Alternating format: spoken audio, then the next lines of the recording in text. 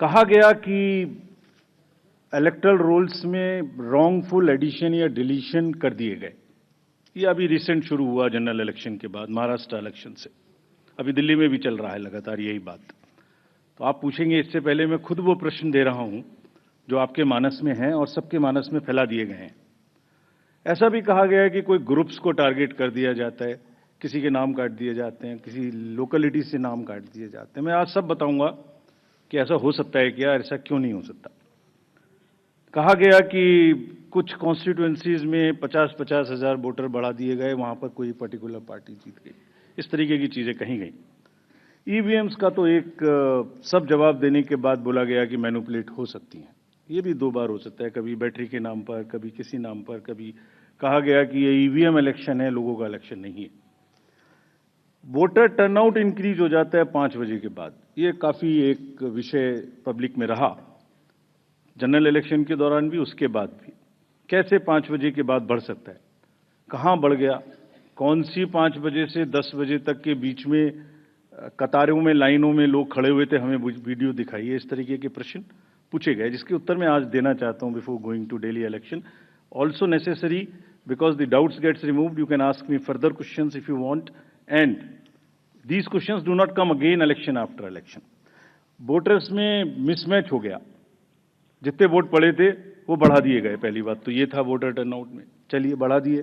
उसके बाद काउंटिंग में मिसमैच हो गया, कहीं कम गिन लिए, कहीं ज्यादा गिन लिए, ये भी मुद्दे उठे। काउंटिंग को स्लो डाउन कर दिया गया।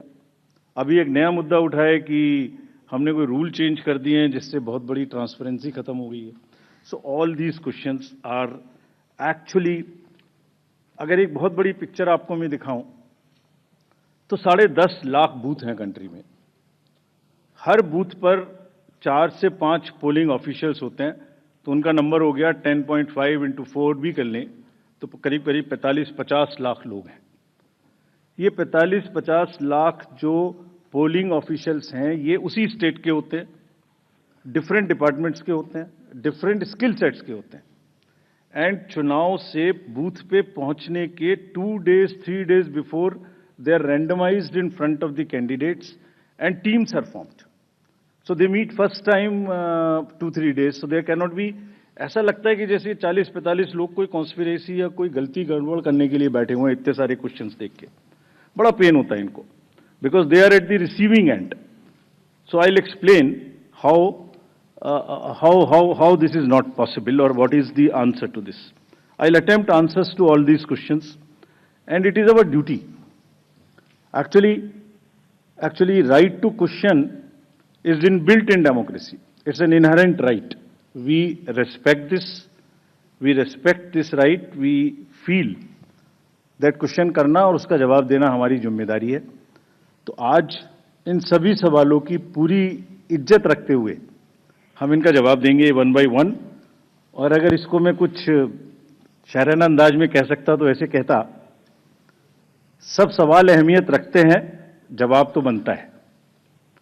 सब सवाल अहमियत रखते हैं, जवाब तो बनता है। आदतन कलम बंद जवाब देते रहे, आज रूबरू भी बनता है।